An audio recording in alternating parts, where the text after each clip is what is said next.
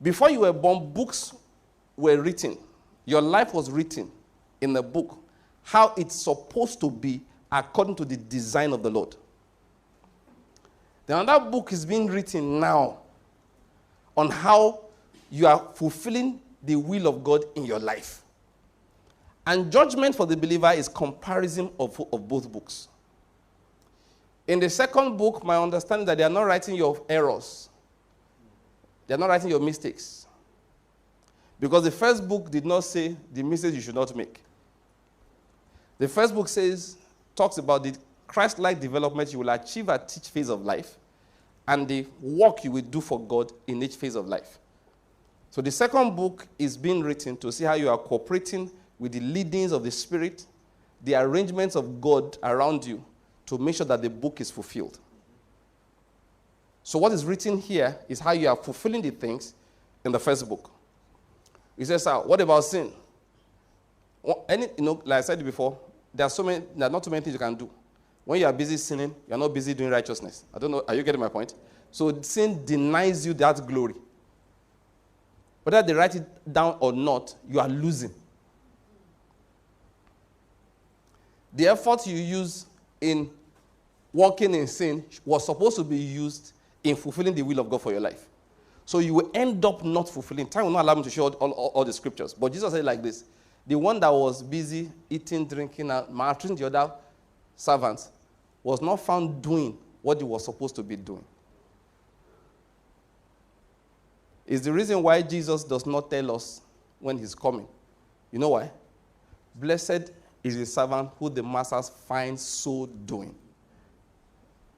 Not so waiting. That is, he has to find you doing. So it's that doing that's important to him. If he told you the day he will come, you will prepare and wait and sit down and dress up. Why are you waiting here? The master is coming today. He said, no, I am going to come at an hour that you do not know. I must find you so doing. Do you get the concept? So that's why they don't write this one down. Okay? Now, this is what I'm saying. So the day of that judgment, if you find the book, the original book written concerning your life. Now, what most of us would like is, give me a copy of that original book. Then I wake up in the morning. Today, I am supposed to go and preach. Please, I'm a preacher, so allow me. I'm supposed to go and preach in Otukpo, as an example. What I will do is to pack and go to Otukpo. And I will feel like I've done it. Except that I, the Lord, I search the heart. I test the mind. This mind that's going to Otukpo really has not been processed. It has not become what I want it to be. So God says, this is how I do it. This is what I'd rather do. I won't tell you you're supposed to go to Otukpo so and so date. I'll just say, keep living your life. You're a preacher, keep preaching. Your base is go, keep doing it. Then, I will open a door of opportunity and a small push in your spirit that I want to go to Otukpo. Then this one will decide whether you will go or not. I said, that's okay, Muti. Say yes, sir. Last time we went, how much was the offering? Says everything put together. In fact, this one, let me just tell you this to make you this laugh. When I used to go around those days doing programs on campus, all right, I still remember all the contribution and offerings we would give was consistently 10% of what we spent. Consistently. Of course, this will make me not really laugh, just that that's not the aim. In fact, the giving is that you just want to give the opportunity to people to participate. It didn't come. That it was 10. I could look just around 10, maybe between 9 and 11. Never crossed 11 to weigh. So maybe I say things like that. Last time we went, how much is the offering? Say, sir, everything was like 12,000 naira. How much did you pay for that hall? We paid for 2 days. Each day was 40,000, 80,000. How much did you spend? How much I would take? I didn't do it. Those people are not serious. Did you hear that? And I'm saying, is that how we pay salaries? Is that how we don't go build house? So I find me where there's money job. So okay, be like if you go to Abuja. So it's better to spend that money in Abuja, where people can give you. One of my friends wants to go and open a branch in Lagos. So I said, okay, why? He He said, Lagos is where you will find people who will support you. I said, okay, don't worry. He closed the branch after a while and came back home. No, it's a normal thing. I learned some things early in life. God did not even allow me to get into that thing. Now, this is where I'm going. Having not learned the certain principles, you know what I would do? I would say, we're not going. So the day of judgment, God really didn't just judge my not going. He also judges what? Why I did not go. And that why I did not go is actually more important to him than the physical going. So if he just showed me vision, I will go. But I score only 3 out of 10 because those of us who teach, you know you have a marking scheme. Sometimes I tell my students, I say, listen, if I ask you this question,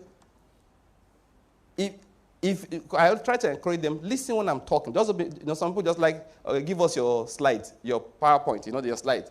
Because they want to just memorize it. I said, these are bullet points. If you write this for me in an exam, you are guaranteed to fail. Why? Because you give me all my bullet points, and I don't want my bullet points. I know my bullet points. What I want is your understanding of the things that I said that day in class. So when I'm doing oral exams, I tell students, don't use a word you don't know the meaning of. I fail you for it. Better to shut your mouth than come in there and say, it causes acute respiratory distress. I say, please, how do you know a patient in respiratory distress? And you say he does not eat. I just failed you. Failed you last year, failed you for the year before. I just be failing you till I get to your day of birth. Do you get my point?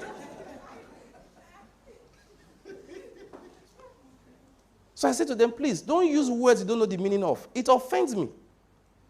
Because for me, if you can put a word in your mouth, the meaning should be in your mind. And that's how God judges also. God will say, listen, why didn't you go? That's why he did not go. It's more important in judgment. No, it's there now. Jeremiah 17. He said, I, the Lord, I test the heart. I search the mind. Before I reward the man according to his deeds. I don't just jump to his deeds. I first search his heart. Yeah. So, if the fellow says, let us go to Otupona, you know Jesus now. If we don't go now, this is how he will be doing. He'll be looking at you like he's not happy with you. Well, I know what that man said. I know you're an exacting man. You just be insulting the Lord like that. But Jonah, what was his problem? He had no love or consent for the people he was prophesying to. So when God spared them, he said, but he said that I should go and tell them they would die. So now they didn't die. You made me a false prophet now. He was more concerned about his reputation than he was about the souls of the people. And God said to him, Jonah. So you want me to destroy all these people that don't know their left from their right so that I can preserve your reputation as a prophet? Do you get what I'm trying to say? That's how he judges. So what he's saying is this. You will find that you have done what is right if you constantly follow my precept. What is my precept? Love the souls I'm sending you to Jonah.